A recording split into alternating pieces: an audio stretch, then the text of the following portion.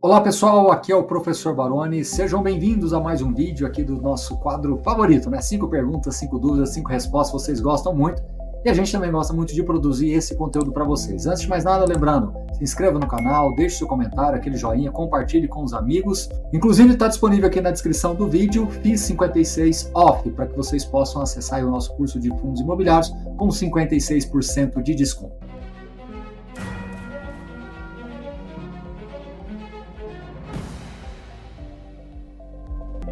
Mas vamos lá à nossa primeira pergunta. O que acha do modelo Plug and Play? Será a nova tendência para as lajes corporativas? Bom, com relação ao modelo, eu acho bem interessante. O que é o Plug and Play? Possui uma certa equivalência ao que seria um contrato ali BTS, um contrato sob medida, um contrato atípico sob medida para o locatário, né? Assim como a gente vê em galpões logísticos, renda urbana, né? Supermercados, galpões industriais, enfim, nós estamos acostumados a ver esse tipo educacionais, a gente está acostumado a ver esse tipo de contrato nessa tipologia de imóvel. E agora as lajes corporativas começaram já a fazer mais esse modelo plug and play. Agora, é a nova tendência das lajes corporativas, a gente tem que dividir em alguns pontos aí. Primeiro, eu acredito que esse modelo tende a ser mais usual para locatários de menor porte, né, que precisam de ocupações menores, 200, 300 metros, até um pouquinho mais, mas em média ocupações menores. E aí sim ele chega ali, ele vai ter o escritório todo formatado já para ele, é mais prático ali para ele atender aquela demanda específica. Quando você começa a ter lajes corporativas de altíssimo padrão em prédios com lajes muito grandes, com espaços em que demanda companhias, né, locatários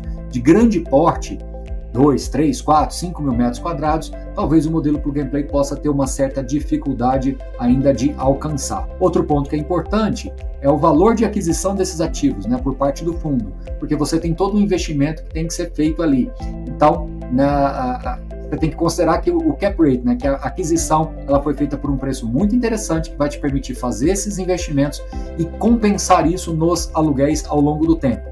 Já no caso de lajes corporativas de altíssimo padrão e lajes maiores, normalmente os cap rates são menores, porque é um tipo de negociação diferente, que envolve outras questões de controle de condomínio, é um outro perfil de locatário. Então, sim, na minha visão, Plug and Play veio para ficar, nós temos que dividir o porte do locatário, temos que dividir o porte deste imóvel, que tipo de laje que ele normalmente está ofertando ao mercado. Então, vai continuar existindo o modelo tradicional e também o Plug and Play deve cada vez mais ganhar relevância dentro dessas operações de menor porte, médio porte para baixo, tá certo? Bom, o ponto mais importante que eu quero deixar claro aqui é que essas tendências elas vão se consolidando, o mercado vai sentindo, as negociações começam a ocorrer já pensando nesse modelo tanto da compra e venda do ativo, como também da questão dos valores praticados por metros quadrados, né, dos aluguéis. Então tudo isso vai se acomodando com o tempo. Mas gosto muito desse modelo, entendo que tem o seu espaço sim,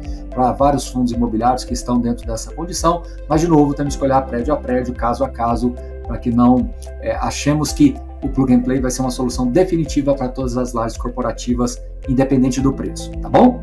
Questão número 2, existe risco de investir somente em fundos imobiliários se a pessoa não se identifica com ações? Primeira questão, quando você começa a direcionar seus recursos para uma única classe de investimentos, principalmente quando está em renda variável, é importante você tomar alguns cuidados. O primeiro deles é manter uma boa reserva financeira, preferencialmente de títulos, né, de renda fixa bem tradicionais, sem volatilidade, e esse percentual ele pode variar de 5%, 10% até ali 20%, 25%, depende muito do perfil do investidor, mas é importante você ter uma boa reserva ali para necessidades não só financeiras suas de curto prazo, como também de oportunidades em aumentar participações em momentos interessantes. O segundo ponto, eu acho que estar direcionado a uma classe tem muito a ver com o seu nível de conhecimento, o seu ciclo de competências dentro daquela classe.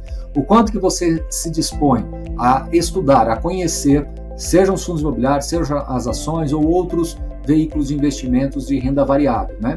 Normalmente os fundos imobiliários e as ações acabam sendo os mais populares aqui no Brasil do ponto de vista de ativos que têm uma certa proteção patrimonial e geram renda recorrente, né? Uma carteira de dividendos, tanto de ações quanto de fundos imobiliários. Então, o que vai nortear a resposta para você é o quanto você está disposto a, de fato, conhecer bem os produtos, os ativos ali inseridos, os gestores, e no caso para quem está fazendo a mesma pergunta, só que invertida, né? Querendo só investir somente em ações, porque não se identificam com os fundos imobiliários, aí você tem que estar muito próximo também dos controladores, entender como é que é a tese de investimento dessa empresa, as questões que envolvem, as variáveis que envolvem o negócio dessa empresa. Então, por motivos diferentes, mas você tem que avaliar com profundidade e ter uma segurança maior para aportar. Da mesma forma que uma pessoa que vai fazer um investimento num negócio, numa empresa, em alguma coisa, ele tem que conhecer, tem que dominar muito bem como é a dinâmica do mercado que ele está ali inserido. Tá? Então, quando você direciona os seus recursos para uma empresa, para uma classe, para algo que remeta um envolvimento de capital mais elevado, você tem que conhecer as variáveis que impactam aquele negócio no dia a dia. Tudo bem? Questão número 3. Com a queda da inflação, os fundos imobiliários têm chance de pagar 1% ao mês ou fica difícil? Bom, primeiro, uma pequena correção na sua pergunta. Na minha leitura, tá? Posso estar enganado, mas 2024 tende a ter mais inflação do que 2023. Então não vejo queda de inflação, pelo contrário, eu vejo talvez uma inflação um pouquinho mais alta ao longo dos próximos meses. Não longe de ser patamares exageradamente elevados, mas mais alto do que foi recentemente. Pagar 1% ao mês, a gente tem que saber dividir aí em dois grandes blocos, né? Os fundos líquidos e os líquidos, ou seja, ativos de renda, de tijolo, e ativos de dívida imobiliária, né? De CRIs, ou ativos que têm ou fundos que têm uma capacidade ali de entregar dentro do próprio rendimento a inflação. Então, eu acho que 1% ao mês é um número ousado para uma carteira diversificada, considerando tijolos e papéis, né, e outras classes afins, né, desenvolvimento, hedge funds, por aí vai, mas eu acho que você também não deveria ficar muito apreensivo a esse número. Algumas vezes a gente teve aqui, na indústria de fundos imobiliários como um todo, algumas oportunidades de fundos pagando 1% ao mês, inclusive de tijolos de alta qualidade, mas me parece que o mercado está melhor precificado, melhor arbitrado nesses últimos 2-3 anos, então os fundos de tijolos de boa qualidade normalmente vão entregar um retorno inferior a isso. Já no caso de papéis, você tem que lembrar que mesmo sendo 1% ao mês, você tem ali a inflação embutida, então você tem que desconsiderar um pouco disso. Em resumo, uma carteira bem equilibrada, bem diversificada, com ativos de boa qualidade, se ela te entregar 0,75 a 0,85, né, pouco mais, pouco menos aí, líquido de imposto de renda, considerando que tem uma proteção real contra a inflação de alguma forma, me parece um bom resultado, um bom retorno. De novo, vai depender muito do seu perfil, vai depender muito dos outros ativos que compõem a sua carteira, mas em geral, uma carteira que remunera em grandes números, entre 9% e 10% ao ano, é um bom número, isento de imposto de renda, com proteção real contra a inflação, tá bom? Questão número 4, as ações compradas pelos hedge funds entram no VP dos FIIs que as detêm pelo preço a mercado? Uma excelente pergunta. Quando um hedge fund compra uma ação imobiliária, você tem ali a variação da ação, e no fechamento do dia, aquele valor patrimonial ele é dinâmico. Inclusive, alguns gestores ele tem um valor patrimonial diário. Você pode consultar ali no site e você vai ter um valor patrimonial diário. Ele oscila, orbita de acordo com a marcação a mercado, como você mesmo perguntou. Isso não tem a ver especificamente com o valor contábil. Então, para efeito de ganho de capital e realização de ganho de capital e distribuição desses resultados aos cotistas do hedge fund, vai valer o valor contábil, o valor de entrada. Então, mesmo que você comprou uma ação, por exemplo, por 10, e essa ação hoje está a 15, né, o valor patrimonial ele ficou oscilando, ele foi talvez para baixo, depois subiu, mas o que vai valer para efeitos de ganho de capital é a venda entre o 15 e o 10. Então, o ganho de capital é entre o 15 e o 10, tá? Veja, são dois assuntos que se misturam, mas que você tem que saber entender a diferença entre eles, entre o valor contábil e o valor de mercado. O valor de mercado, na hora da venda, for maior do que o contábil, tem um ganho de capital. Se não for, você tem um prejuízo contábil que pode ser ali acumulado e enfim, dentro dos resultados do mês, tá bom? Questão número 5, melhor entrar na oferta ou direto no mercado secundário? É uma pergunta geral, eu vou responder de maneira geral, não estou falando de fundos específicos. Olha só, o que a gente vê aí, às vezes, algumas ofertas que acabam sendo mais direcionadas para investidores institucionais, profissionais, ou mesmo pessoas físicas que têm uma necessidade de aporte mais relevante, não quer ali entrar no dia a dia, na liquidez diária do fundo, eles acabam optando pela oferta.